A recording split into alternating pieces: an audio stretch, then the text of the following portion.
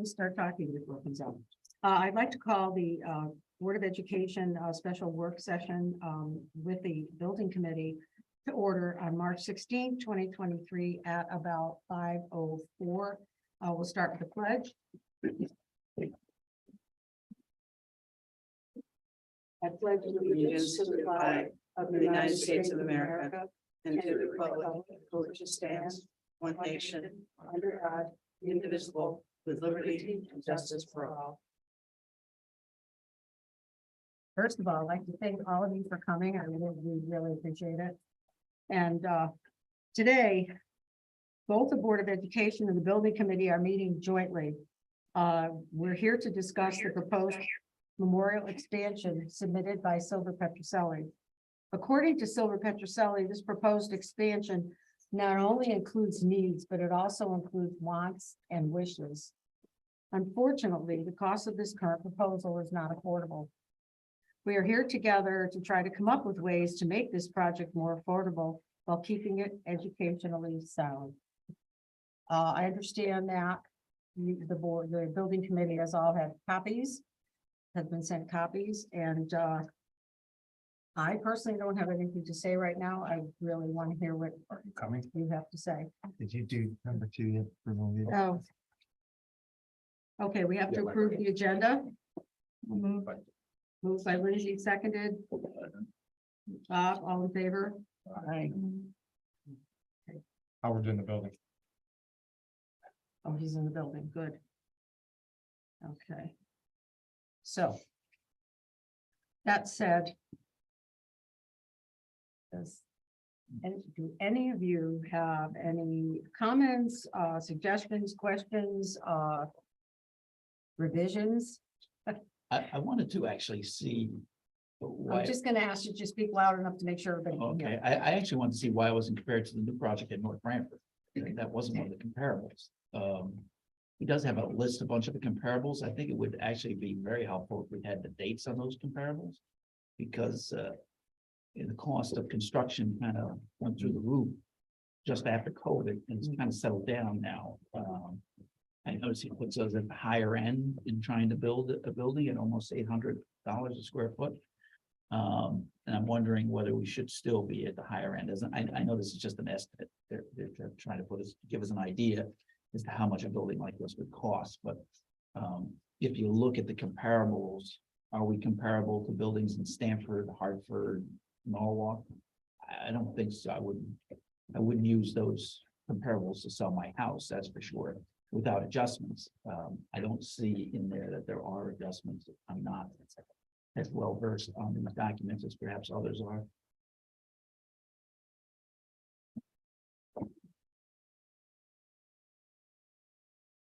I mean, there are a couple of things. My name is Jack Ross. There's a couple of things that stuck out initially.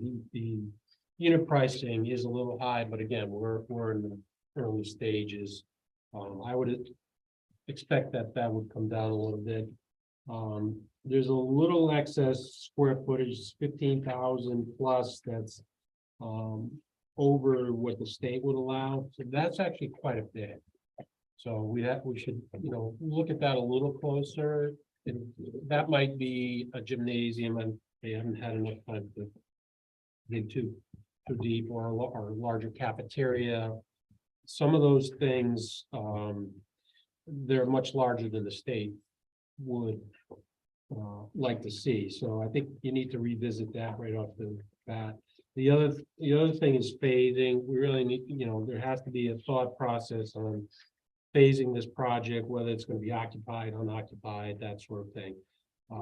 That will definitely drive the cost there, especially if it's done over two full school years.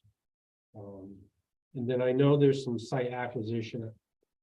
That's not reimbursable, I do not believe.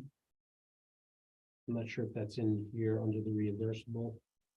So we should double check that. No, I don't. She did tell us it was. It was reversible. Yeah, Oh, but I'll double check that, but they did report that as reimbursable. Okay, if it is, then that might be a change from the past. That's possible. So we should double check that. Yeah, that was my initial. I think what I would recommend is maybe some of the building committee members, if you wanted to meet with Silver and see what type of, for instance, roofing, with that, some of these things that we can zero in on, maybe some of the finishes and see if they're a little more than what we need. That can make a difference as well. So I'll reiterate what John said. I agree with his point about the square footage. Two things that jumped out with me, to me, when I looked at this. One, the square footage is A little over bit the louder, state. please, Darren. I'm sorry. I want to be a pain, but sometimes people can't hear. Sure, Darren Overton for the record. So I just want to say that I agree with John's point of view on this. When I reviewed this, the first two things that jumped out at me were the square footage over what the state allows. I was curious as to why there was extra square footage in there. And then also we're designing for 720 students. I'm not sure how we came to that number. OSTGR usually requires that you design to your 10-year projection, which when I looked at the projections gets us about 682. So does anybody know how we got to the 720? You probably use the higher. There was a high and a medium and a low. So I've used the higher. That question was asked. Yeah. So it should be in the minutes, Well, I don't know if Tim has the answers to the questions from Michelle. I did ask them earlier. but it was asked and there was a threshold used too to for the project- number. They used the projections, the high number on the projections that we got. Yeah, I understand that, but you're right, there is a number that, I looked at the summary on the last 2 pages. I thought that was the conclusion of basically the recommended projections. And that had a high of 714, but that included PK. So if you back out the 32, that gets you to 682. I did talk to the person that prepared these projections and their recommendation was 682 as well. You know, while we're talking about population, do you know what the population, how many students are at Memorial right now? Approximately? I can look. I don't. Yeah, and then the population we're adding, I just wonder what's the actual number of students that would be going into that building right now? And is that I don't know if that's the 682. The 2022-23 projections showed 650 total with 32 PK for the PK through 5. So that's 628. Or 618 would be the current roll for K through 5. Yeah. One other point I'd like to make, I believe that property next to Memorial School that is considered being purchased as part of this project. I think that's very important, not only for this project, but to any future expansion of Memorial School. I would encourage the board, strongly encourage the board, to consider locking up some sort of purchase agreement on that property, regardless of what we move forward with. I think we've all been through the pickup and drop off process at Memorial School. The staff there does a great job with managing what is a very difficult situation. I think one of the most significant issues with how that school operates is the pickup and drop off. And any improvement that could be made to that in the future, I think would require more land out towards the frontage of the property. If we lose the opportunity to purchase that land, it would be very difficult to deal with any sort of expansion to Memorial School in the future. As of 3/1/23, there were 235 students at Memorial currently. Okay. So the two factors I saw that are really driving the cost here, Silver Petrocelli gave you a breakdown of cost per square foot of, what was that, $798. If you look at the cost per student, it breaks down to about $123,000 per student. So enrollment is a big factor in your overall cost, if you look at that. I looked at it in the comparables, and the comparables come from the state priority list, which was published in December of 2022. So those numbers that are in there are really just estimates for other projects. There's 2 Cheshire projects. Looking at that cost per student, they were about $115,000 per student. So again, based on the square footage numbers, based on the cost per student, the projections look a little bit high, as John mentioned.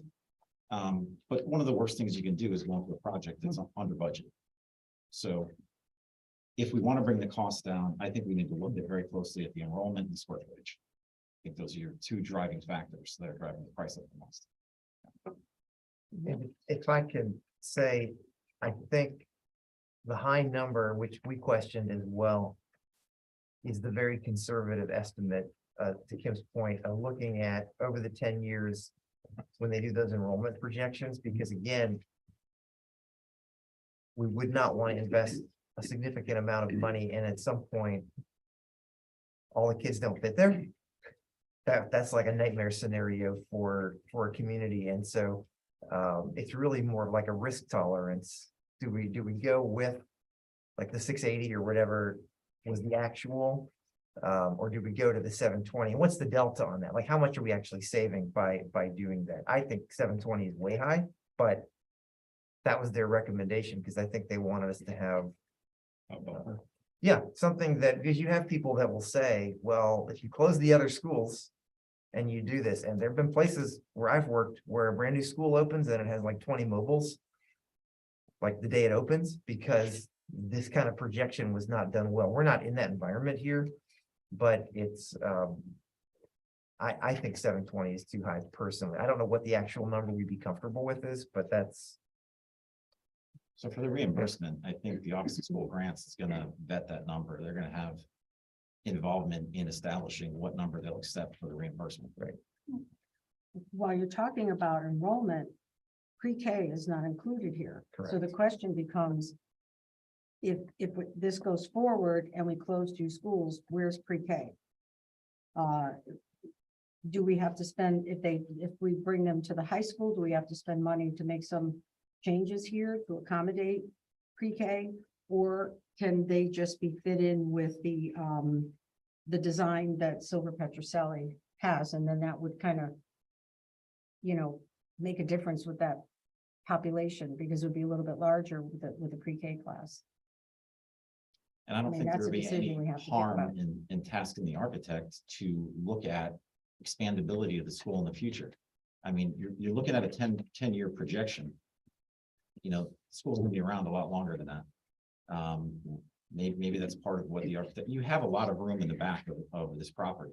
I think there's opportunity for expansion in the future. I think it's gonna be difficult enough to pass the funding for this. I think this needs to fit and follow the requirements. And I don't think there's room for extra here.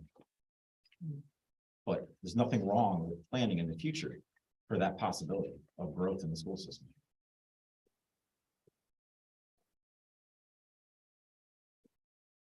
I guess one of the questions I have for you guys too is that, what are your thoughts on? Well, obviously we want to try to shut down 3 schools so that we can obviously modernize and make Memorial that one-stop stop, right? Long term, do you think that that's the right decision to make? It's not really a decision for me to make. It really comes down to the teachers and faculty and how you're going to set up the program. In my mind, less buildings is more efficient and more effective long-term as far as keeping the costs down. I've worked on a number of school projects like Manchester. They favor neighborhood elementary schools. They have 6 of them. They just renovated as new, all 6 of them. The last one just went out to bid. That's the program that they want. And it's different in every town. I grew up in a town in Region 13 that had 1 elementary school in each town. Everybody came together in the middle school. They were all K through 5, came together in the middle school 6 through 8 and went to the same high school as well. That's a pretty effective program because you're just busing all your elementary kids to, separate towns and dealing with it separately. But if you were bringing them all to one school, to me, that's more effective busing. And again, less buildings to maintain, it's more cost efficient long-term, particularly if you can renovate a building to meet the new high efficiency building standards, your energy costs are going to go way down. 2 of those Manchester schools that I worked on are net zero buildings. And be interested to see the cost of those. I actually have the bid numbers for the latest one. At net zero, that would tend to drive up the cost, I would think. I'll take a look and I'm curious to see how those numbers compare. It does. Yeah, But you're right, you wanna, upfront payment, you shouldn't discount that because over a 10-year period, it could be substantial savings, so. Well, that's basically what I'm looking for, is that, is there gonna be cost savings moving forward, even though we're gonna spend this tremendous amount of money to get the school where it needs to be? Yeah. But long-term, are we saving money? In my opinion, I think we are, but I mean, to get this passed is gonna be tough. Well, you've also got to factor in, you've got to deal with the disposition of 2 other properties too. Right. What are you gonna do with those buildings? Is there a market for them? That may create a net benefit to the project, or is there a cost to demo and tear down? You know, that's another Those are big great factor to questions. consider here. Darren also made a good point, though, it kind of goes the other way. Traffic operations at the school is already a challenge.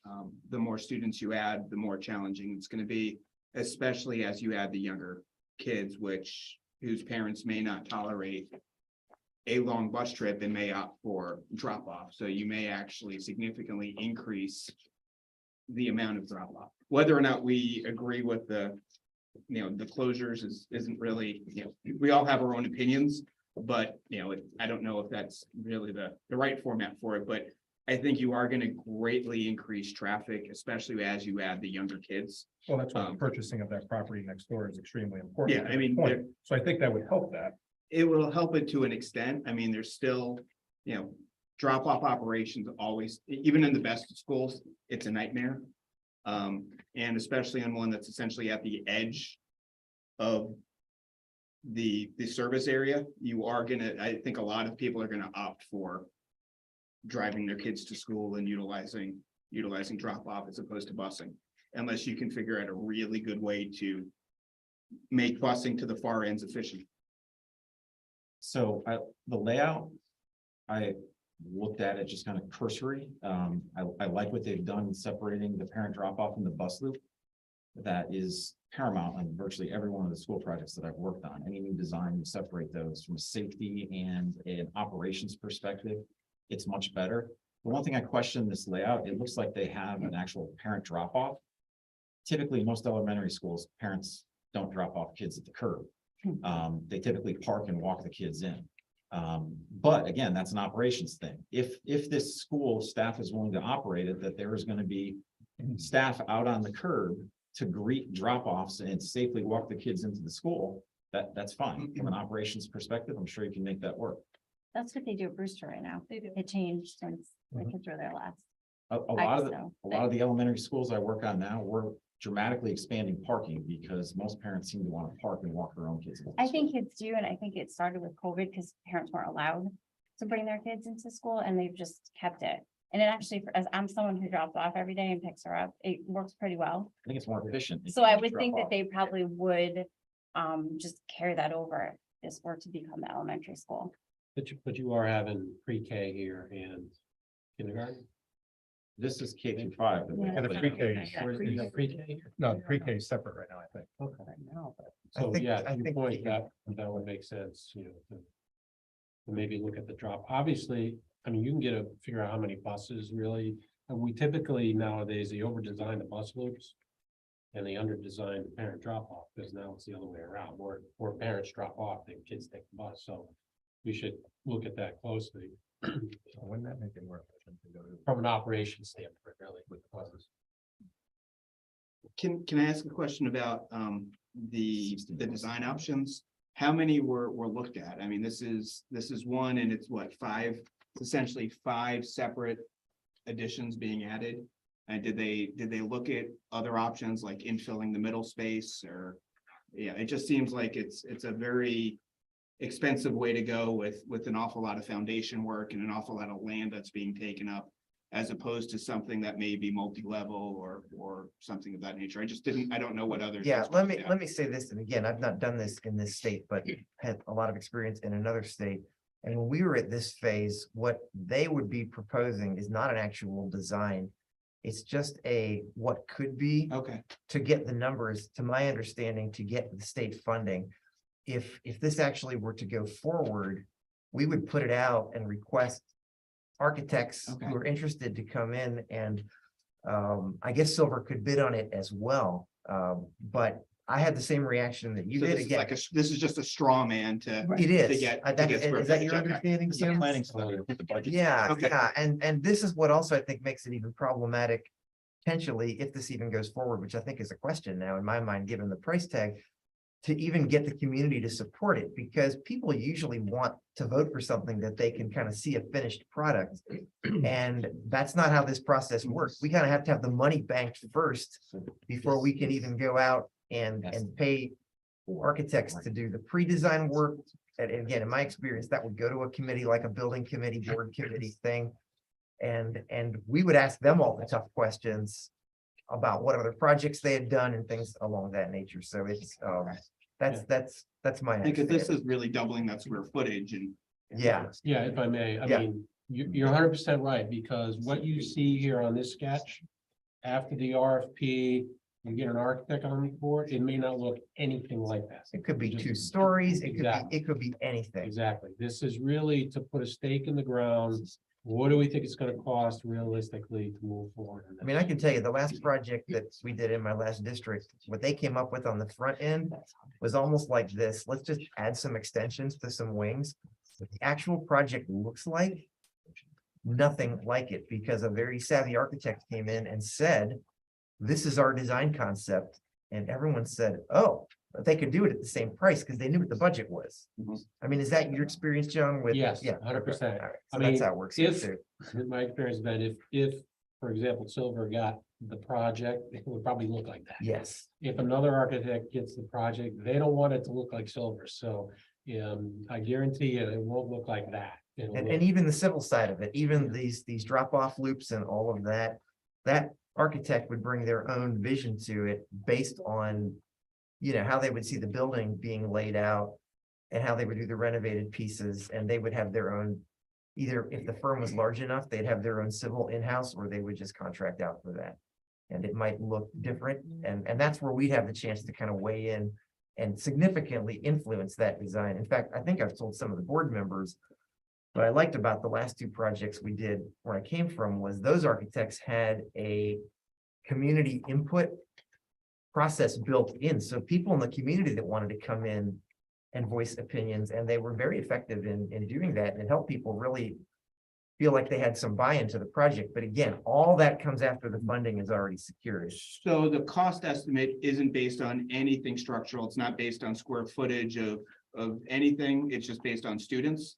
Because I seem to think a more savvy design or a tighter design would result in a more efficient cost estimate than. Well, no, than the they're taking both, they're doing both, they're doing, how many students do you have? They're doing a basic programming, Mhm. looking at the square footage, and then developing the estimate. The estimate is really based on square footage.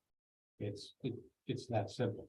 The problem becomes really trying to get this square footage to, like Darren said, match Align the with actual, enrollment. right, the enrollment. And then on top of that, making sure you don't have excess square footage because we don't get any reimbursement for that. That's the tricky part. And of course, we are in construction right now. It's a little iffy right now. We're projecting out a number of years.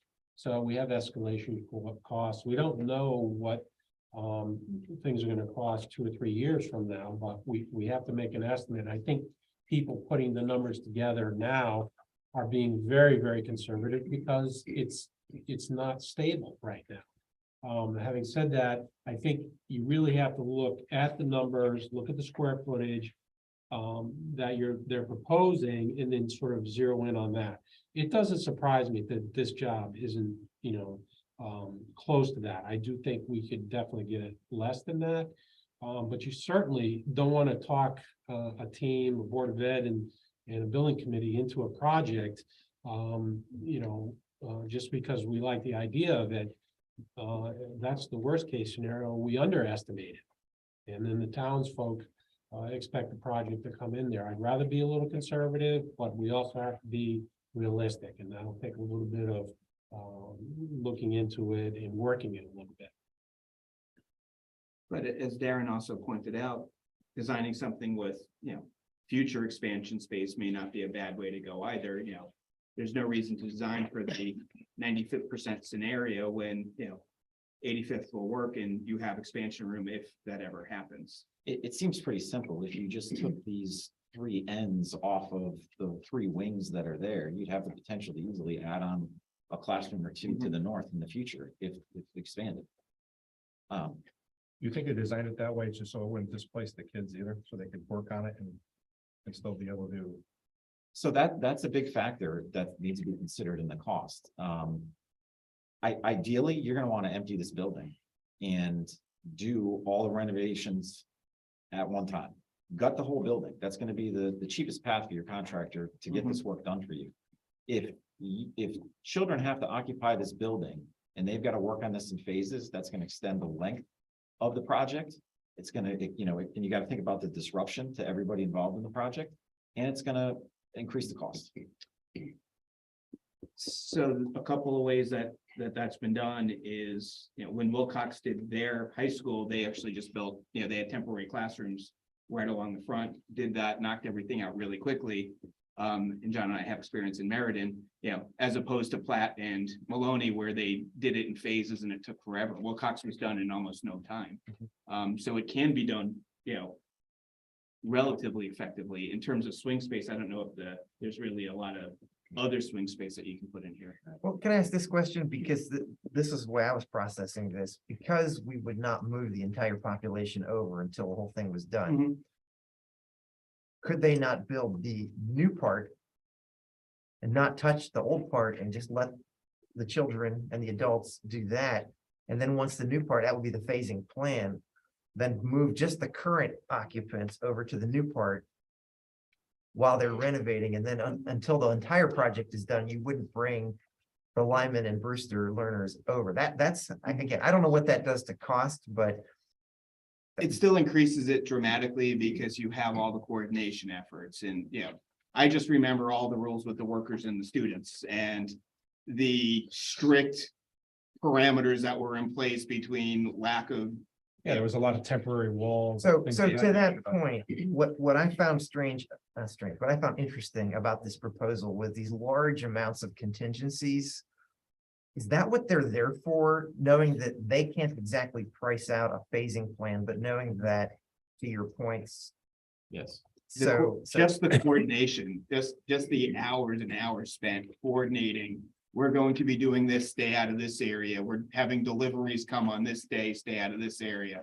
It just became, I just remember Platt High School was just an absolute nightmare. And they both were. And it actually took up some of our resources as well. Yeah, I mean, like I said, I've done a number of projects both ways. My preference obviously would be to have the place empty. I go in there, 12, 13-month schedule, then I'm out. You're right, work around the students. Yeah, we do it all the time. Is it fun? No, there's gonna be problems. It's a bit of a nightmare logistically. There's abatement in that building, you have to, there's a lot to it. Could you build a new section? You could, but you'd have to do that up front. You'd have to make sure you know where your boiler room's planted in the building. You have to know where your power is. So that takes quite a bit of effort, but it's not impossible. So, yes, preference, can you get the kids out of here and keep them somewhere else temporarily? That's the best option. Or if you could phase them in a little bit, temporary classrooms are expensive. Better to have them in the building, but if you can't do that, put them in some temporaries and try to shorten the schedule as best you can. OSCG is going to require this all to be vetted as part of the process. They're going to want to know, is it cheaper to rent some portables? Do you have enough flex space to put kids in other schools temporarily so that this can just be a work zone and not be operated as a school during construction? Or is it going to be more cost effective to just keep the kids there because you have to rent so many portables because you don't have enough swing space? so they would run those numbers and then only reimburse to the cheaper option, and anything else would be on the locality. Is that how that works? Well, not just the cheapest option, the best option. Yeah, they, Achieve your goals. yeah, don't forget, things have changed up there, so their involvement now seems to be a little more involved. In the past, as long as you have a solid plan, they were reasonable. I can tell you though, up there that the numbers that they're putting forward for estimates are higher than they've been. For example, if you go up there and present a roof project for square footage, their numbers are substantially higher than they were, say, a year to 2 years ago. State. But I think the state is making an effort to make sure that towns budget enough money into these projects because over the past 10 years, there's been a lot of building projects that were underfunded, under budgeted, and the state had to deal with that and go back and refund those projects. They're looking to get away from that. So I think you are seeing much more conservative numbers being published out there. I think over the next 6 months, you'll see those sort of settle down and we'll have a better handle on the numbers, but we're trying to get to a date to get the numbers submitted, right? So are we going for this June? Well, originally. That was the plan. Can I ask another question? Sure. And I'm sorry, I'm asking all these questions, but one of the things that Michelle said the other night that didn't jive with the processes I've been through before, and I'm interested how it works here, is she was kind of saying, I thought, if you guys heard differently, correct me, about, you put the number out and then that's what you kind of expect to pay because everyone knows that that's your number. In Virginia, you would know what you were paying for like your architecture fee, because that'd be like 7%, pretty standard, and you would know that. But the actual what you'd pay to like the general contractor, it was a low bid type situation. And sometimes it came in because it was a low bid situation and had to be of quality. The actual construction you often saved. And it was called I think the design bid build process. Is that what we do here? We have several options. In this case here, I think we had already talked about, a CM at risk is probably the preferred method here. We do GC them, general contract them. I respectfully disagree with Michelle's assessment. You get market value because you're going out to bid. Having bid these projects myself, you're getting market value. You're getting what people are out there doing currently. So I'm not saying that the economy itself doesn't affect pricing. Of course it does. I can tell you right now, there's tons of shortages. Those things are real. I can't get boiler sections. These things are real, and that cost is passed on.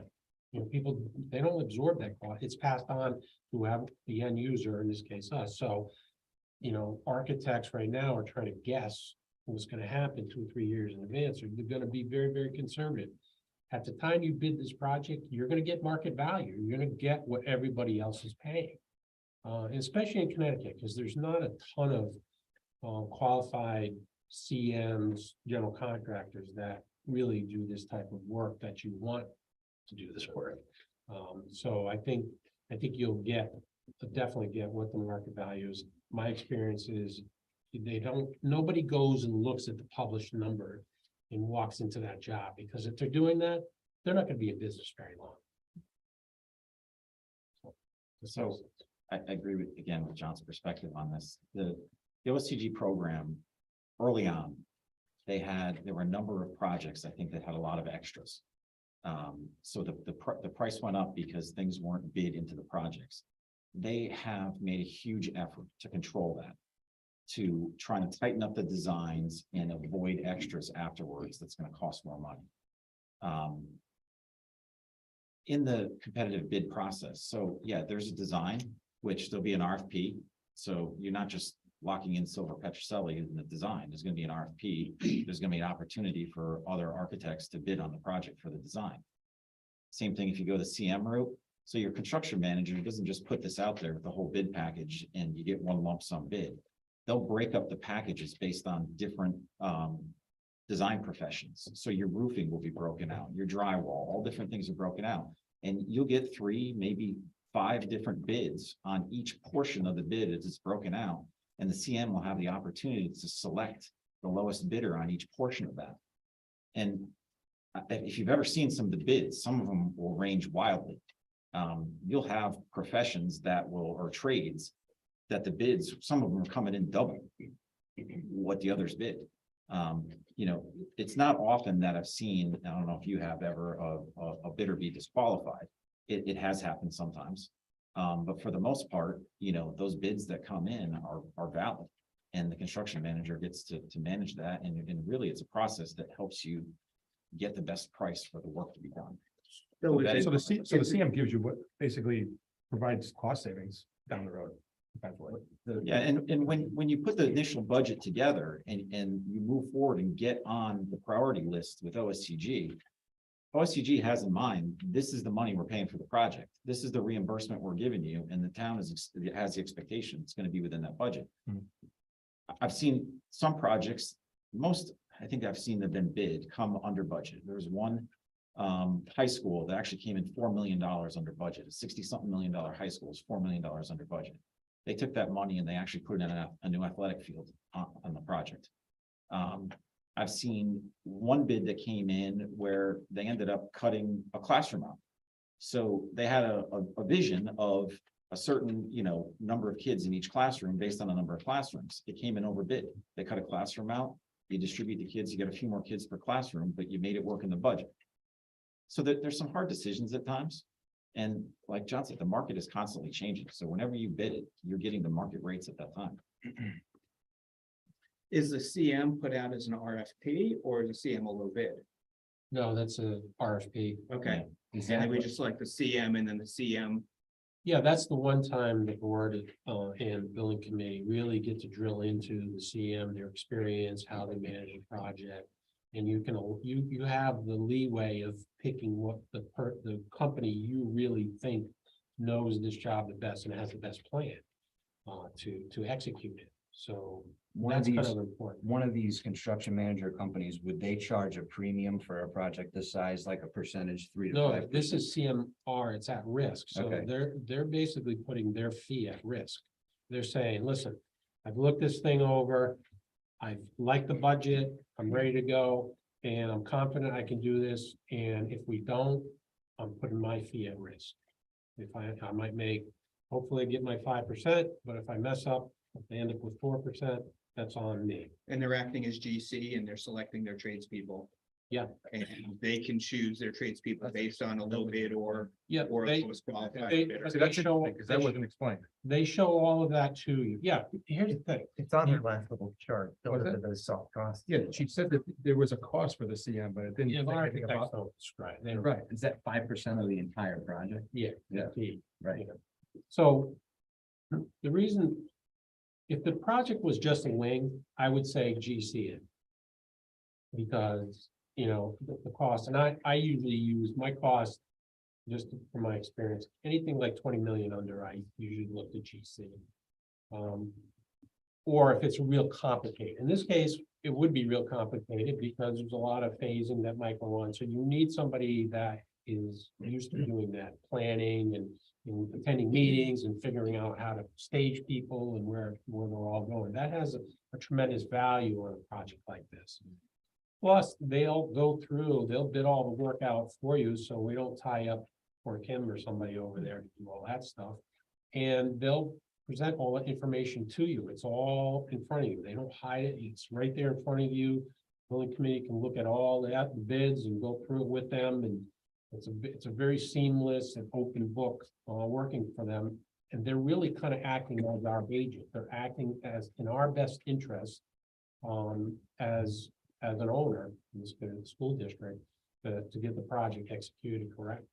Would they include a design, or that would be done before then? No, what I would recommend though is when you do the RFP for architects, you shortly after you select your architect, you get your CM right on board and also your commissioning agent so that they're aware of the design. They might have input into the design.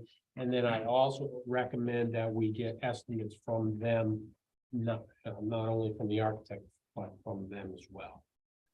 I would agree, because in the last two projects I was involved in, having that relationship between the architect and the construction management firm early pays dividends down It's the critical, road. especially the estimate, because they're the ones doing it all the time.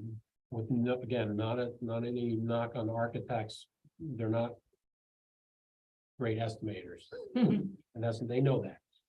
Construction managers are typically better estimators when you're talking about building construction, and that's understandable. So that's why it's important, but a lot of committees miss that step, and then they get themselves into a corner and they can't get out. So it's almost a design build where we're choosing the designer and the builder, but we're choosing the builder before the design is complete. So let me qualify my statement about that classroom being cut out. It wasn't in the final bid by contractors. It was in the design phase. You go through schematic design, design development, where you typically do your land use permitting, and then the construction documents are put together. Each phase of that, there's a updated cost estimate that's done either by the architect or by an independent estimator. On that particular project, the CM was brought on board early enough that we got to the point where the independent estimator and the CM both came up with costs that were above the budget. So the architect then took out a couple of classrooms for each grade to get it under budget, and then it went off bid. So it wasn't in the bid phase of it, it was in the design phase where they recognized they were over budget and adjusted for it. Right, yeah, you want to have everything lined up when it hits the street. You want all of your numbers jiving, everything looks good before you put it out to bid. In this estimate, they do have construction manager outlined at 3% in this estimate of costs already. It's very, Yeah. 3 to 5%. Yeah. and Doug, the same, I came across the same things that you came across with these items, that these line items, design and estimating contingency 10%, 5.5 million. Owner contingency 10%, 6.1 million. Escalation 12%, 7 million. There's about $18 million not physically part of building a building. Yeah, but those numbers will go down. So as you design your building, those numbers will shrink down as a part of the estimate. So again, going into this from today to where you might have design development, you could see, definitely 6% savings just because you went through the process.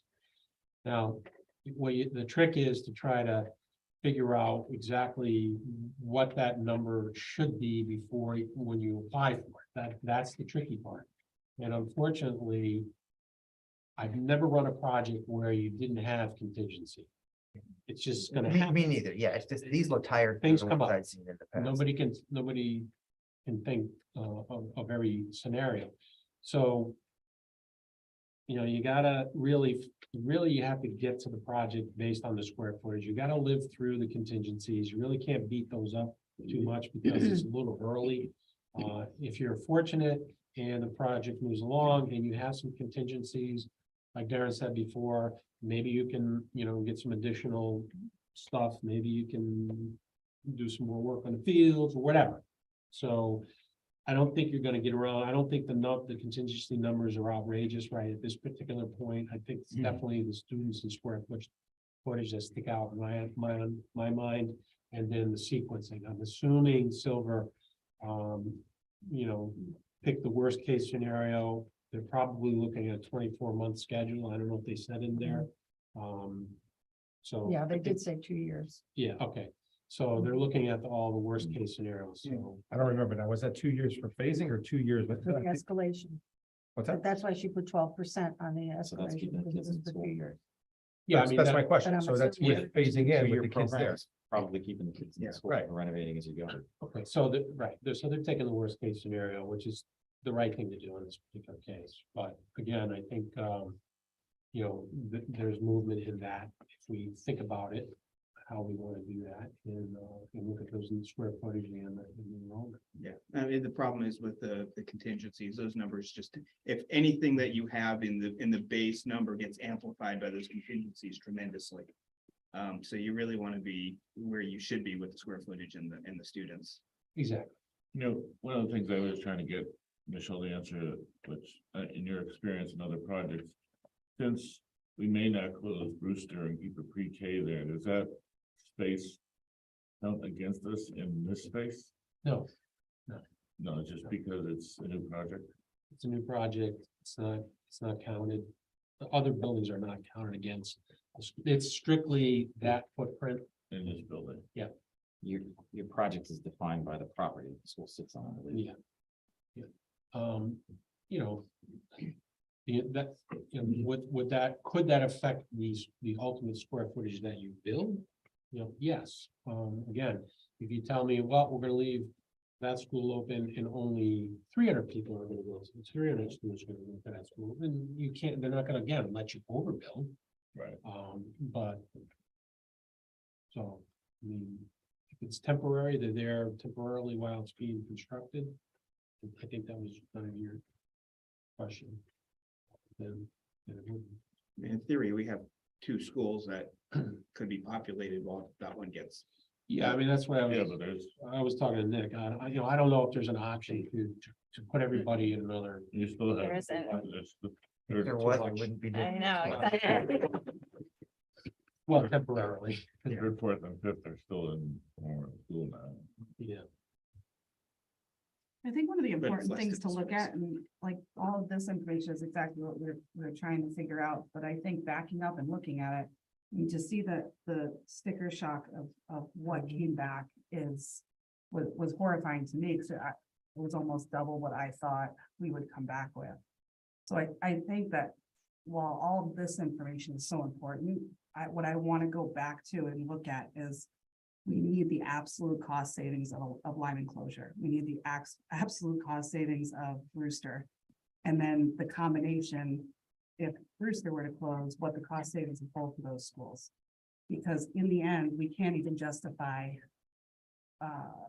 something at 40 million reimbursement if we can't say what the cost savings is gonna be. And even though we've done it in bits and pieces, we need to do it as a full presentation to the public, but I also am frustrated not to see like a bare bones addition, like, and maybe that's not having this background, that I expected it for it to come back and see the minimum that we would need in order to get the kids into one school, considering how long this has taken and how long both communities have talked about it. And again, this is out of my purview, but that, as a board member, that's kind of where I sit. So. Just to piggyback off you, because I just wrote that down too myself, as far as goals, it's like, it's important to understand what the costs are in order to present to the public, number one. If we're gonna go to the 3 schools, you know, working towards our redistricting, what's the long-term reduction in operating costs, I guess? And the per pupil, which is somebody that, you know, everyone's always asking. And does the project do that ultimately, long-term? Or And how if- long does it take? And how long does it take? And then being able to explain the how and the why that we're doing it. I think is gonna be our biggest challenge. And again, I appreciate that you guys have been tremendous as far, not only with this project, but with other things too, that. If we're not able to present that and be able to explain that, yeah, it's gonna hurt now, but it may benefit long-term. I think we have to be able to explain that and explain it well, because if we don't, we're not gonna get support. I think the best way to do that is to hire a professional to do a fiscal impact analysis that encompasses everything at once. To do a what? I'm sorry. I couldn't hear you. Fiscal. Oh, fiscal. Yeah, I think along with what the savings is for closing the schools is you have to figure out how much is our debt service gonna go up because of the bonding and because that may clearly offset any savings for. But that's part of that, the closing of that's that. part of it. And Yeah, that's part And of the the current consideration. interest rate environment. Right. I took it a step further there as we talked to Kim a couple of meetings ago, where I think based on the number that's out there, which I think a lot of us think is a little on the high side, it might be the perfect time to go ahead and get independent look at the numbers. That we could hire a CM to come in and look over the proposed design and kind of go through that and put a number on it. I think it's well worth the small cost that you would pay to do that. And I think, you know, years ago, we didn't do that, but I think because of the volatility of pricing right now, I think it's probably smart to do it now. Traditionally, you would kind of wait till we pick the architect. But for a fairly small fee, I think we could get a company in here to look it over and, you know, go through the numbers and see what they think and compare them.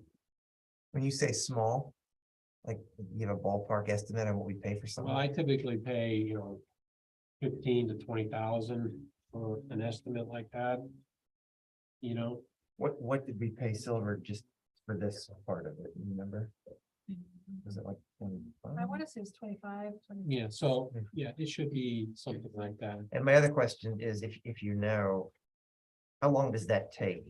I think it depends on how familiar they are with our district. But I would think within 2 to 3 weeks, it shouldn't take too long. Especially they do have sort of a layout. I wouldn't show them the numbers, but Yeah, right. Yeah, definitely not. I would show them everything else. And, take a tour of the site, whatever, and I think you can get a good number. Yeah, they wouldn't be excluded from participating in the No, project. no. Because obviously there's only a. The select design few hasn't been companies. done yet, so they're not, and not only that, it's an RFP process where you're interviewing them and going through it. What's on that piece of paper may not even be what's on the drawing. I guess is that just like a second opinion, like, It is, no, Okay. again, I think it is, I think it's a consulting fee, I think it's a smart thing to do. You could also hire a company that does estimates, if there's professional estimators out there. You could also certainly do that. My whole thing is, because there's a phase-in piece, 24 months, somebody has to kind of look, they gotta know, okay, what's over here? Well, I think you need somebody who's used to doing that rather than sitting in front of a computer. And I would, We would be looking at the costs based on this design, even though they may not look at the design, the costs are based on a specific Yep. design. Oh, yeah. I'm wondering, no matter what it comes in at, it might still be way too high because the design needs to be, there needs to be some adjustments. Could we possibly, I don't know, I'm trying to figure out where to go from here. We need to cut the cost down. 83 million is just not doable. You mentioned there was a 6% saving on the 83 million. I forgot for why. And I figured that brings it down to 49.8 million. I took the 6% off the 83 million. The total cost. yeah, no, Am I wrong? 60. yeah. Yeah, that's 60, So- not 6. I think That's it's the 60. point. Yes, that's, I mean, you're Well- right, you're certainly right there. I mean, I I'm think, trying to figure out, is there a way that we can explore this project, this reconfiguration? And see how low can we actually get it? I mean, could we even drop it down to a maximum of 40 million, which is 20 million for the community approximately? But then I'm not sure exactly what that's gonna do in terms of cost savings, because we had talked about how much, we can absorb in our debt service without raising the debt service amount. But 20 million is beyond that, so, I mean, But that's Is part it of the even problem too, is reasonable that to Silver cut this Petroselli back? only really gave us a renovate as new, and what I really wanted to see was, we weren't gonna go as renovate as new and take state reimbursement. Is it more cost effective and actually cheaper to do an addition just to fit the kids? That would give us some wiggle room, but not have to use the renovate as new option, and that, I mean, we didn't see that, I don't know, if that's something we need to So- ask for. so, yeah, no, well, that's an addition, so an addition would be similar to reno, right? I believe so.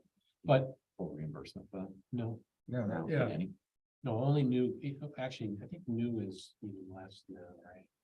10% I think than less. reno. It's at 40. New is less than Yeah. rent, isn't it? Right. So I think if you did just an addition, it would be similar to this number. But you're onto something. You certainly could, in your mind as a board, say, hey, this is, we want this minimum project around this number. What can you design? That's a legitimate question to ask Silver Petroselli. It looks like what they did again is take worst case scenario, try to put everything you want in there. exactly. And then some, because we're. Well, let me just say 15,000. this to this, because we mentioned this at the board meeting, but I think it bears repeating. We had this committee. And they put together kind of their wish list. And that's not what they designed to. They had another design that was how many more square foot than even this one?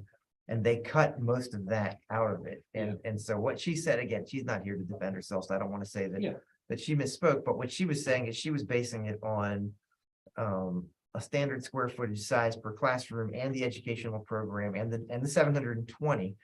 And that got us to that level. And so I don't know from their perspective that they felt there was a whole lot we could have cut out of this thing and still met that program. And I think the counter argument to that is if you're going to spend even 40 million and what you end up with is like, people are going to say, we spent 40 million and we got this. I think that's a question for the board and the building committee to consider as well, because I keep thinking what you said about state of the art. I don't think now we're talking about state Yeah, of the art. you're gonna if you're not renovating this place to new, we're really, in my opinion, we're really not. we're And you doing don't a get the disservice. cost, you don't, I mean, we make money by getting reimbursement. Yeah, yeah, So- and listen, from my perspective, somebody who runs schools or has built them. The best thing you can do is renovate is new, and if you're gonna touch something, you might as well touch the old thing, because. If you're not replacing a roof just because you're trying to save a buck, and then it's gonna leak 2 years, and they're gonna replace it anyway. So I agree with you, if you're gonna go through a school, and that school's been around long enough, it probably does need to be renovated new. But. You should really, I don't know if you asked that, but anytime I have architects.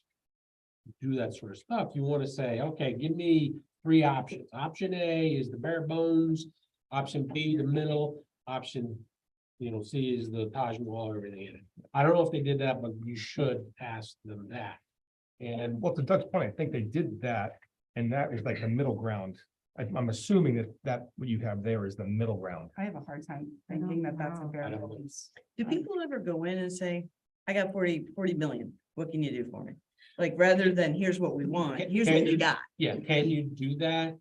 Yeah, you can ask them that, but again, does your 40 million align with your programming, Right. the student enrollment, the square footage? Yeah. It doesn't sound like it does. Right. Yeah.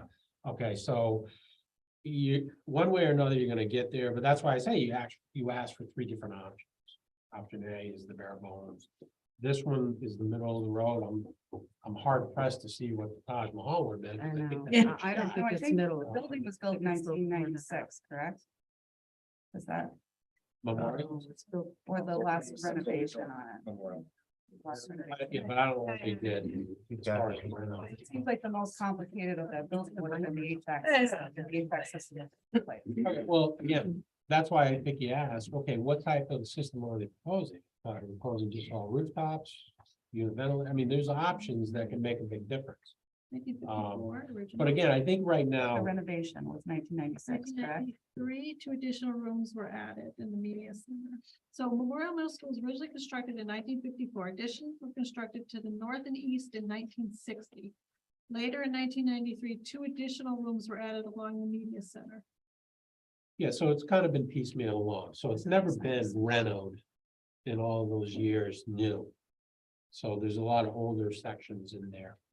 But again, I think this number here is a little on the high side. I think maybe I would ask them, since they said this is the middle one, right? They must have the information on the base one. Well, let's see what that looks like and see what that number. You So, remember? under the understanding that this was the middle, she presented us with 2 essentially, which were way lower than what this actually came in at. And obviously Doug and I said, we'd love that option, the expensive one, but more realistically, price out the cheaper one for us. And then that's what we got, which was actually turned out to be double what we expected. So, yeah, we got 2. So I would say, is there another bare bones one? I think we could probably get one, but I don't know that it's gonna be much lower than, it's because of the number of students, I guess, is really. Darren's point, or all their points, comes down to the enrollment, and then if it's an elimination of 1 classroom per grade, what does that do, right? Yeah, I Something mean, like that. obviously, the first question you ask them is, okay, you looked at the programming here. How are we 15,000 over?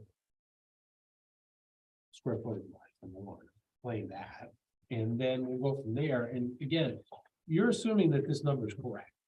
Well, we don't know any better. Well, can I ask this question? Because I know there's a sense of urgency here, but I also don't think we need to rush to anything. We have a building committee meeting scheduled for the 29th of this month. If Michelle can come to that, I kind of feel like having you guys being able to talk to her directly with the rest of us listening, I would be a fan of that. Would she? Well, I know, I work around. you guys aren't gonna beat her up. You're just gonna ask her these questions. We'll tell her ahead of time what all these questions are. No, I work with Michelle. Oh, okay. Yeah, No, yeah. Thought you said you weren't gonna be here. And I think only at Got that nervous. point, and I'm not against the extra cost estimate or whatever, but I almost feel like that's a little premature to say, like, tonight, we're just gonna rush out to do that. To Lucy's point and Lindsay's and others, like, what if we end up saying, we're just not doing this concept at all? To spend another 20 grand or whatever, before we've talked to Michelle and at least gotten your questions answered, that in my mind would be the next logical move if others agree on that. And I Can mean, you I don't know. expand on what you mean by the sense of urgency though? Because I thought, if I was mistaken, that, based on what we just got, it wasn't something we'd be going for a referendum for the spring.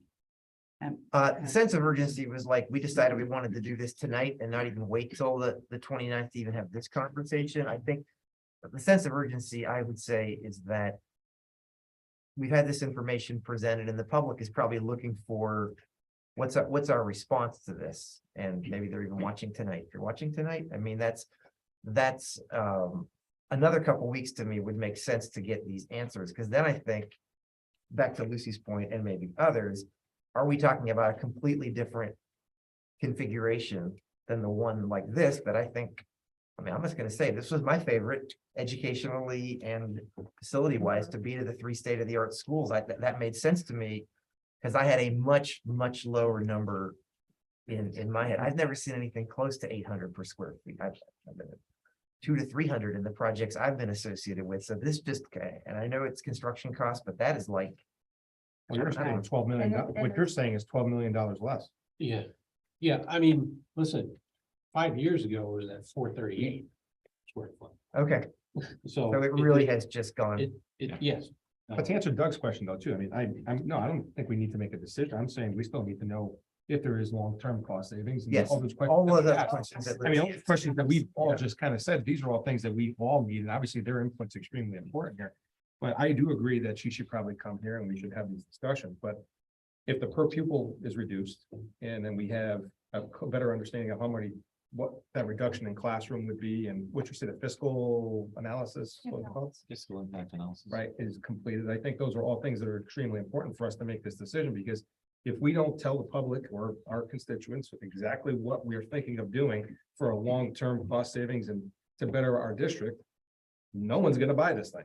Exactly. I have a completely question. agree. No one's gonna buy it. I'm a big fan of doing the fiscal impact analysis too, but in that analysis, would we be able to have something like, okay, in order to close these schools and to save this much money, this is how much you are able to spend on a new school in order to have it still be a savings? Yeah. Like, is that, All you really need I was is asking the Gary. debt Yeah. service. So I've done this, I did this a few years ago for Lyman, this time I did it again for Brewster. What we did a few years ago for Lyman is estimated out in 10 years net present value and had it audited. And that still wasn't, I don't know, trusted or maybe just, it was just still not enough, reason to close.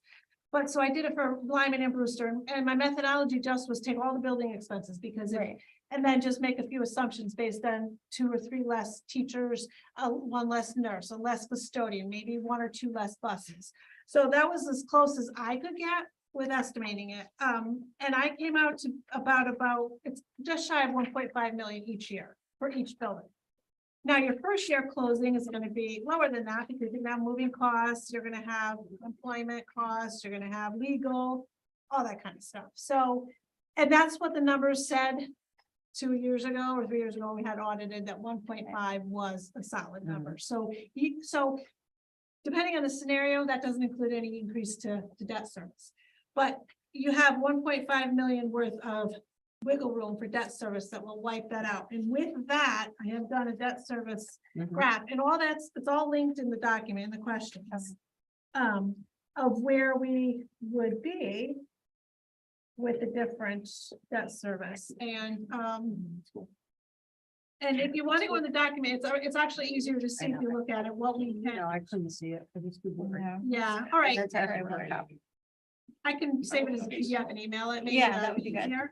But you'll see, where the existing debt is 6.9, capital improvements where we are now. And then there was a 37 million, a 26 million, and an 84. I did the 36, 7 and the 26 because that's what we thought estimate 1 and estimate 2 was gonna be. Right, Not thinking it was gonna be 84. right. So you see 84 is way up here.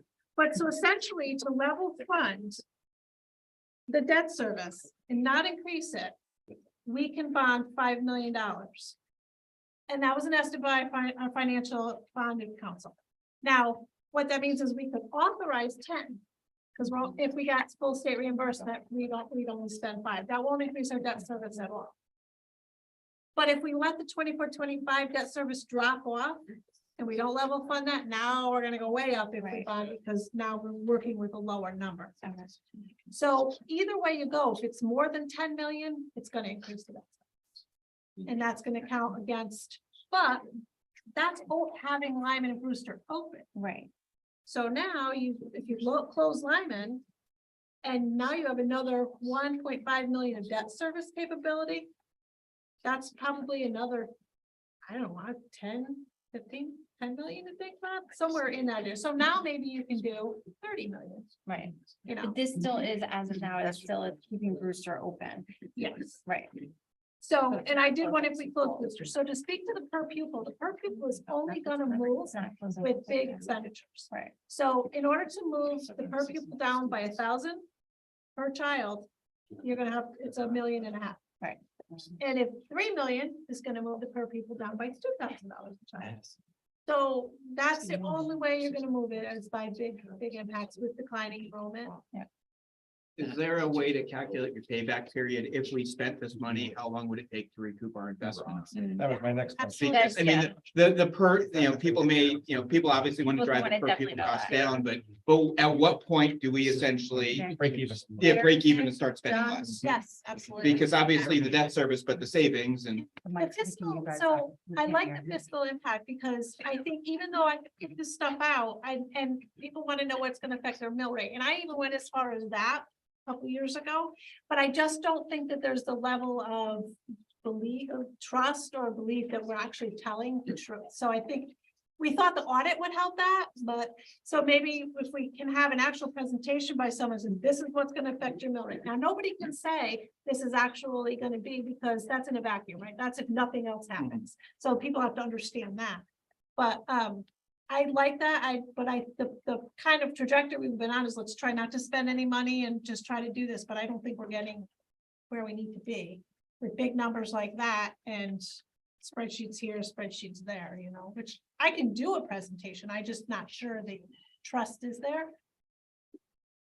That we're telling the truth. I would agree with you on the trust, but there's probably a lack of understanding.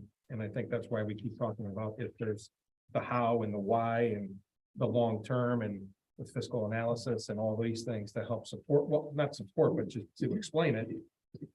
Then if they deny it at that point, we've done all we possibly can, but I mean, I would hope that with all of us, we all have to be on the same page too, to be able to present it. We can't be on opposite spectrums when it comes to this. If we're all thinking that this is what we need to do as a board, then we need to be a board and say that this is what we want. If we can't come to that conclusion, we can't even present it to anybody, because if we're gonna start arguing about it in the public, we're not gonna get anywhere, and this has been a problem since this has been an issue, so we all need to be on the same page. And looking back at the notes, I just want to clarify, 'cause even though it's only a couple of years difference, the referendum for the improvements for the 8,930,000 was actually in September of 1994. In 1996 was when the work was done to Middlefield, and that was 1996. For the 3.9 million. For the rooms at Memorial and the improvements at Lyman. So those two rooms that I'm talking about by the media center, that was 96, not 93? Yeah, September 28th, 94 was the referendum and 96 was completion. With that. And not to throw a monkey wrench, I really think we need to think about what's gonna happen with the preschool. That's gotta be embedded in these discussions. I mean, it doesn't make sense to keep an entire school open just for preschool at Brewster. It just makes no sense at all. And I don't know if, what options do we have? Do they have to be added to this project? The preschool has to be added to this project, or they have to possibly be brought into the high school. And then again, that's the same question I asked before. Is there more money that we're gonna have to spend in order to accommodate them coming into the high school? I think to say that we'll keep them at Brewster, you can't keep a large school like that open for how many students are in preschool? Yeah, what is that This is a number? lot of capital needs. Mhm. Preschool, we have maybe 40. For 40 children, you're gonna keep an entire school open. You can't do that Insane. unless there's But we also another. can't not look at the fact that many states, including Connecticut, are looking towards universal pre-K. So if we're not thinking in the long Yes. term about what But- possibly that could mean, the impact of the kids coming in is, that's a factor too. Yep. In the meantime, maybe there needs to be other uses that are considered for Brewster if we're gonna keep it open, but then that's also gonna Right. impact the savings. So, and But and that's the why I think we ability go to into some fund of to debt. asking all these different questions, but if we have one concrete document that has cost savings in every which way, so Mhm. it's almost like a choose your own adventure, we know exactly what's going on here. We can go this way or we can go this way. This is what Yep. the cost saving is, and How many students are in Even- kindergarten? Or what's the kindergarten enrollment? So, I There don't are- bring any of that paperwork. I think there are, Currently 107. Okay. I think there's 4 classes at Brewster and 2 at Lyman currently. PK is 32, K is 107, based on the 2022, 2023 projection. So we'd be adding 6 classes to Memorial just for kindergarten. Well, the kindergarten's already built into The this kindergarten's design. already- It's talking about only, pre-K. it's only pre-K. But in general, I mean, the addition has to account for the fact that there are 6 kindergarten classes in Memorial. Just overall. Right. And there is capacity at Brewster that we haven't figured out how to address. So in reading the priority list for 2023, if you look at the new Madison Elementary School, their projected enrollment is 640 students, 78,500 square foot building, and the price budget is $61 million. I'm pretty sure that is a 2-story building. I don't think there's any land cost in it because the town bought the land prior to this. I'm not sure though about that. But if you read the description, it looks like Madison went through similar situation to what we did. I'll just read it quickly. Projects for new 70,527 square foot pre-K through grade 5 school. In June 2019, the Madison Board of Ed decreased the number of schools in the district to 4 with the closure of the Island Avenue School. The plan begins with construction of a new school in the south section of town with the existing Brown Intermediate School, converting from grades 4 to 5 to K through 5 in the north section of town.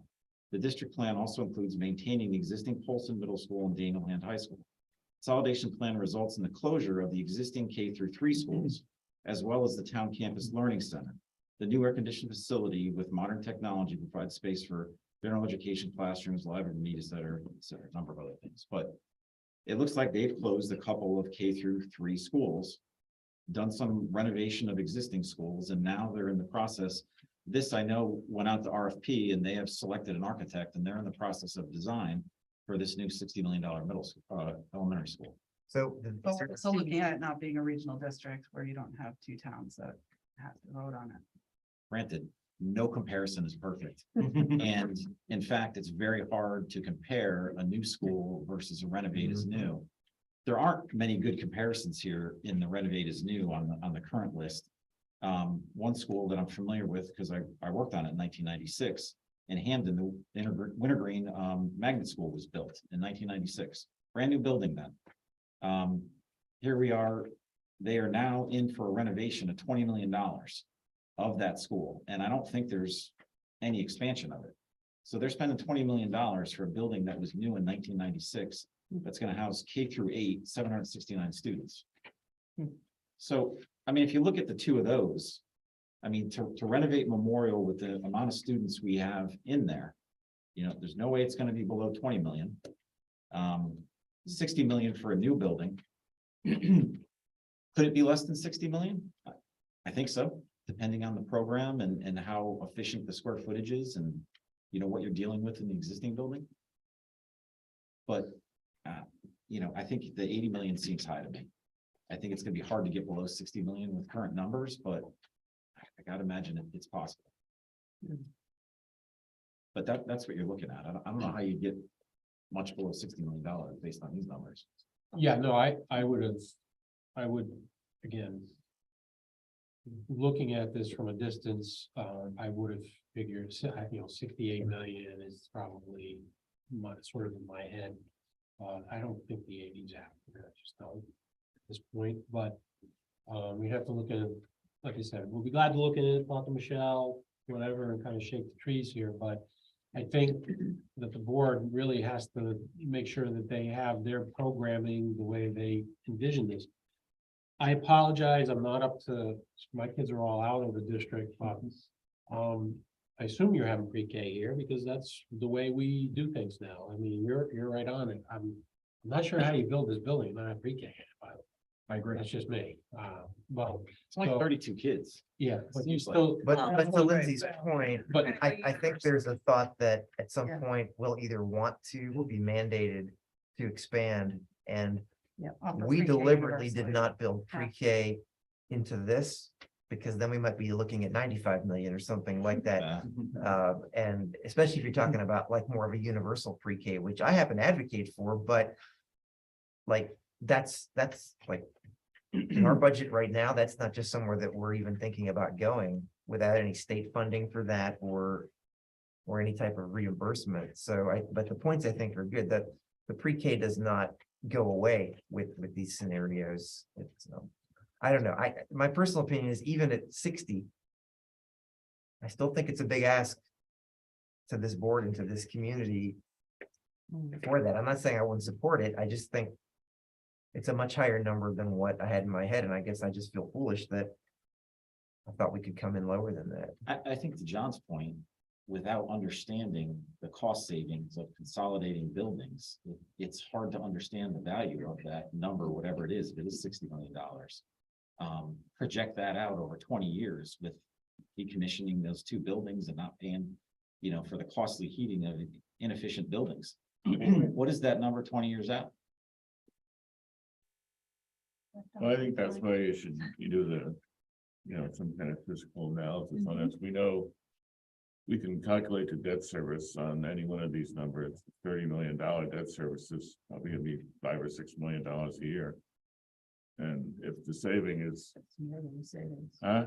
That's If more the- than the savings. Well, the saving is 3 million if close too, Right. so. Ideally, I would love to see these kids in a state-of-the-art building that's highly energy efficient, that's gonna save money in the long run. Amen. I know. My question is, what do we do with the ones we're closing? And what value is there in them? And have we completely abandoned the option for renovating Brewster and some renovations to Memorial? Any other options? What do you mean? Wasn't there one scenario previously that for renovations to Brewster? There was. There was, yeah. There were many options, but the one that the board at the time thought would be best would be, was an 8 or 10 classroom addition on Brewster. Right. And minor adjustments at Lyman. At Memorial. Memorial, At I'm sorry. Memorial, and closing That was- Lyman. and closing That Lyman, was yeah. that was a pre-K 2 at Brewster, Yes. 3-5 at Memorial, and then the middle That was school, the and original. the rest of it. But that And was closing also Lyman, closing but that did not Lyman. pass. So It wouldn't work. maybe We that's went not nowhere. the ideal situation, but it's better than the one we're in now. And if we can't get to the point of creating, you know, a brand new state-of-the-art $60 million building, then maybe we've got to step back to some other option. I agree with that. Yeah. Again, I'd like to have Yeah. the conversation with Michelle first and make sure we we don't just completely jettison this because we all, I this think is I'd like what to we all understand wanted, what the thought real it was, cost yeah. of this. And that fiscal analysis that somebody can do that I think is gonna pull in numbers that we're not thinking of. So do you have people that you've worked with on that? Because we pulled in an auditor last time, a couple of years ago. Would it be a CPA firm or? There are a few people that I've worked with on like development projects, some development projects, like I just worked on 300 apartments. And the town in their zoning regulations required a fiscal impact analysis because they want to know how many kids you put in our school system. How much of a burden is it going to be to our town services? Do we need a new fire truck? How many more police officers do we need to hire? So the fiscal impact study that's required for that takes that all into consideration. In 300 apartments, they look at the Rutgers study. How many kids are there likely to be in there that are going to go to school? And what's the impact to that on the school system? And some people will say, well, it costs 14,000 per student. It's easy. Just multiply by the number of kids. That's not true. Mhm. Because if you don't have to expand the school, if you're not increasing your facilities, then that's not a real number. So the cost per student could be much less, but you don't really know unless you look at all the numbers and put them together and evaluate it. And the bottom line was, they wanted to get to what the net tax increase or benefit would be to that project. And at the end of the day, after they looked at it, there was a net benefit to it. So I don't know how, this is a very different analysis. I don't know how the work they do would apply here to what we're looking for. But it seems to me that's the type of professional we need to hire that would understand this and be able to evaluate those numbers appropriately. And then we would, if the board did want to go in that direction, then we need to authorize me to get someone Mm. in. Incur these. You don't happen to know what that would cost, do you? I hate to always be the one asking that question, But but to renovate the other two buildings? No, the fiscal impact. Oh. $20,000. That's not my area. I think that's a reasonable number, yeah. I don't know how they would do the aging of the buildings and projecting this all out, whether that's more labor intensive. I'm just not sure, but well, and the savings that I've computed just on the building expenses doesn't include any capital needs. Right, we So have that's capital just set needs aside, yeah, for the next 3 to 5 years. Yeah.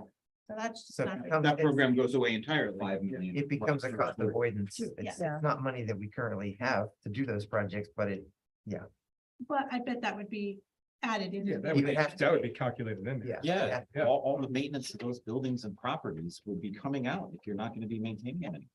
It sounds like your Property insurance, maintenance numbers are a little low there. Aren't they like 60 million? 5 million. I mean, we have a capital list of I think it's closer to 10. 10, yeah. I said between the two schools, Limited. right, 5 each. And those are we kind of escalated those numbers, but those are still not. Pretty, right. We had a number Market for lineman price. last year that was 7 million.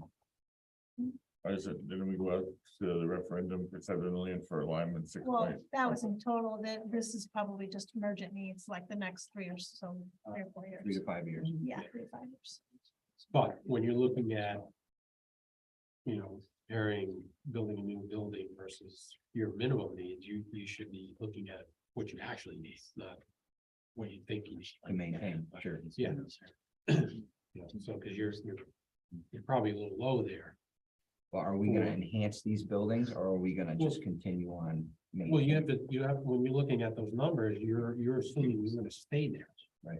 So, it's not, oh, I can live with this, or no. We wanna know what is it gonna cost the town if we keep these buildings, we gotta put money in, what are we, how much is it gonna cost? All those end of life and past end of life systems and all that, that has to be factored in. I mean, I'm sure you make assumptions, well, these boilers can maybe last another 3 years. You gotta figure them in, because, because the But that's day what you, we've been the day you doing. decide it, they don't work the next day, so. Right. And then you I would look figure, at that. then you figure all that, and then the budget comes out and it's up a little bit, and then people are saying, but we just spent all this money to save money, but now the budget's still going up. I mean, it gets very simple out Yeah, there, and but you're not gonna get an we're doing- immediate return on your. I know. No, I And think that's that's the other hard. big aspect of the And community. that's hard. This That is why- construction is- But again, that is why as a board, we need to be on the same page if this is the route we're Yep. looking to take. And we have to be extremely accurate in what we're telling them, Mhm. you know, because in the Accurate and Accurate. and right. complete, because if we don't, like I said, they're not gonna go for it. Right. And that's been the problem, at least what I've seen, that's the problem.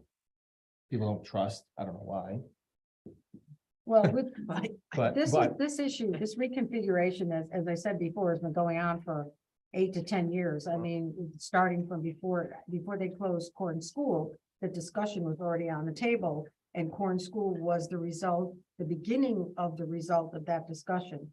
And it's been hanging out since then for various reasons, either non-approvals or COVID or whatever. So, you know, I think in the last few months, I think this board, we've really done a good job just pushing at least what we feel is the best educational reconfiguration, but we needed to look at the price, the cost.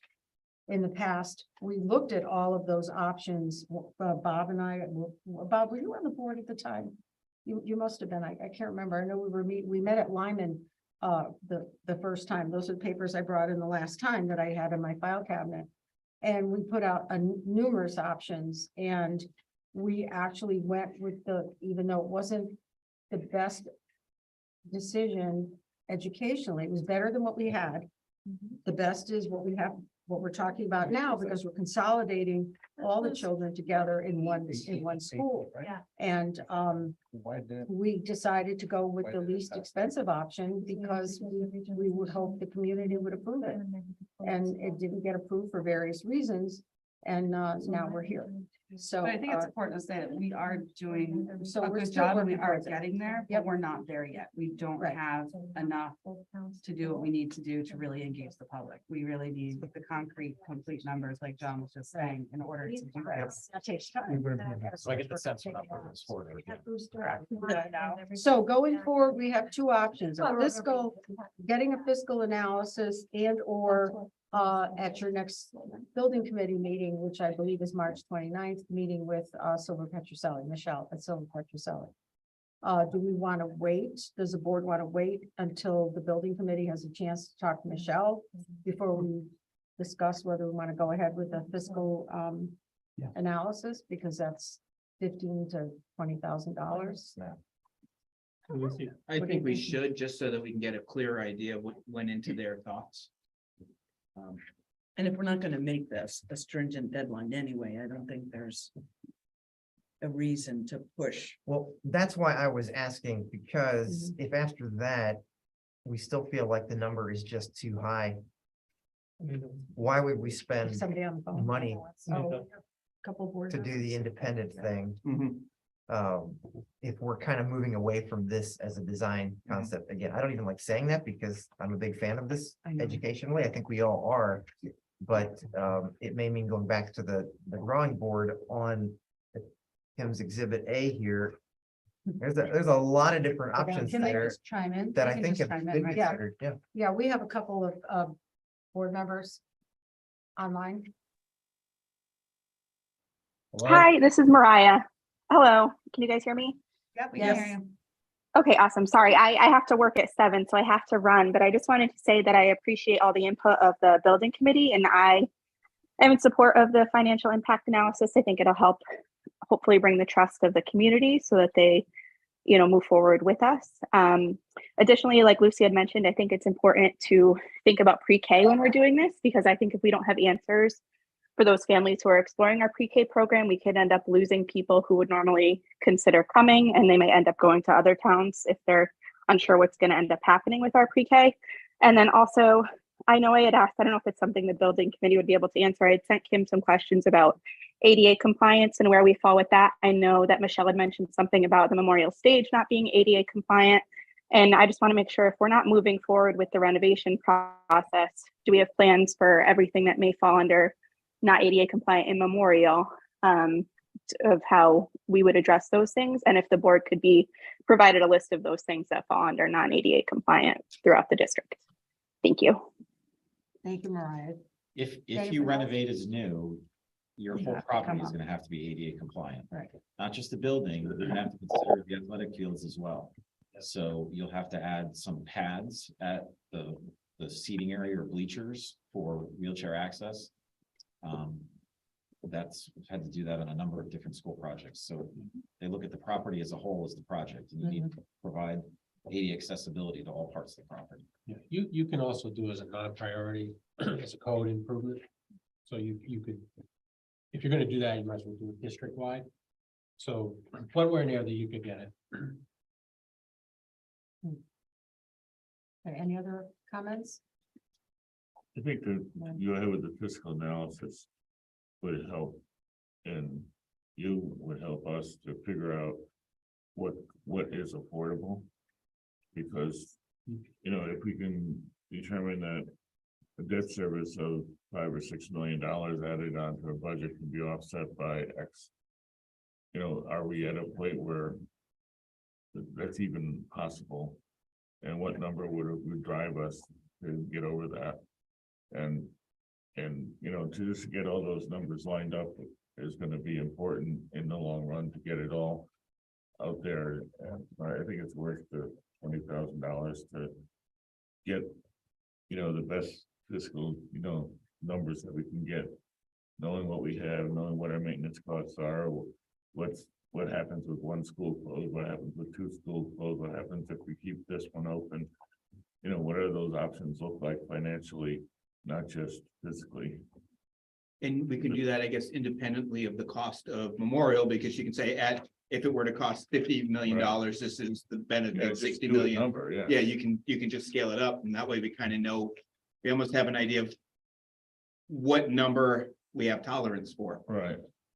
You know, and it's not, they're not gonna do a cost estimate on this, they're just gonna take all A of number. I'll give it, you know, run a number. I against think that makes great sense.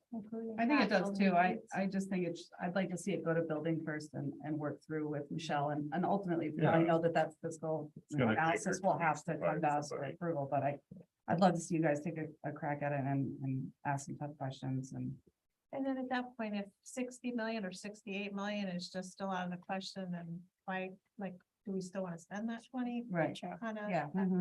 But I think it would be good to know, you know, just at varying numbers, at 40 million, where's the payback period? What's the return on investment? At 50 million, where is it? 60 million, just so we have this scale of, you know, I think. what is it gonna take? You know, I think this consultant could also help you with disposition of the properties. Mhm. If like Lyman School, I don't believe are there any land use restrictions on that? That was gonna be my next question. What would be, They What could would look happen at with highest Brewster and and best Lyman? use of that property. We had an offer to buy it at Lyman. Lyman, Now, Brewster, I believe, has land use restrictions on right, it, has so. an education restriction on. Doesn't, it actually, I have, It should have expired, but Yeah. there was an amendment that overrode that, so that is no longer. So this So that's type good. of consultant could look at highest and Mhm. best use for the value of that property if you're willing to sell it to somebody to develop it into something else or. I can ask you to send me a couple of names. And maybe if they don't do that, they can send me somewhere else. I don't even know where to start. I can give you a couple names and I'll talk to some people tomorrow, not the people we would hire, but get some other recommendations. Thank you, I appreciate that. So, If we're gonna spend that, I want it to be Want to get the right worthwhile. person, Right. right? right. Right company. So what are we thinking? Are we going to authorize at least to get someone on board to do I a think the fiscal plan is analysis? to have Wait them get a until- shot Bid at up. Michelle, That You have building. at building, Have get a shot at Michelle first. first before we can make any moves towards. Yeah, that's Maybe that's the wrong way of saying that's it. less than 2 weeks away. Maybe have a discussion with Michelle about, Okay, only because if, like what Kim just said, if 60 million's not feasible, if that's what it bare bones could come down to, then what's the point of doing that fiscal analysis at that Yeah. point? Okay, I'm fine with that. So we'll hold off on the fiscal analysis and come to your building committee meeting on the 29th and keep our fingers crossed. We can still be and- calling these folks, or Kim can, so that Mhm. we end up doing Yes. it. Right. We're not that far Yes. behind in getting it set up. What I linked in there, what Lucy's talking about, were all the options that we talked about in the past, And like. that's can going you down the read side. that or no? Cause I can PDF it and send it in an email if it doesn't open. Because I just- That would help. Yeah, I just think you should see the things that we did. Like, maybe it might be an idea, you'd be like, oh, maybe we should revisit that. I should also share it with the building committee, just so you Yep. can see Yeah. what things we because were presented, because this, when you say we wish we had options, this is what they brought for options. So this time we're like, give us the school that's gonna fit, so we tasked them a little bit differently, I think this time. So, because we could have gotten something like this again, and if this is what we want, this is what we can ask for again. Yeah, I'd like to see Yes, them have any that's a good information idea. in regards to what's happened. Yeah, but those numbers back in 2018 or 2019. They're not right No, now. but we're talking No, but about I'm just saying, configuration. if it just needed, if it was done, Other options. if it was done, we wouldn't be here today. Correct. At least it has like different options to say, oh, I didn't think about that, bring it up to the hospital, yeah, that might work, oh, wait, it's gonna cost to renovate, now we need 5 bathrooms. And the chart with the debt service, because I had meant to ask you when I looked at, you had a link on the questions, but it was so blurry and no matter how much Okay, I blew it up, I couldn't. make the I'll numbers. send it as PDF for you. It might help for building to have, what we get every month for the enrollment, the monthly enrollment analysis, so that they can see, what grade levels have what in what schools. I know it's in a lot of the different projections and slideshows, but at least they're not in that one, document, it's all there. Okay. Is there anything else before we adjourn?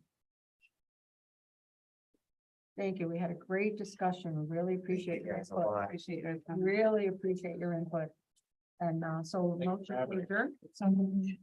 And second, Second. all in favor? Aye. Opposed? Nothing's ever opposed. No one's ever opposed. Thank you. Thank you, guys. Most important questions. Oh. NCAA tournament. Yeah.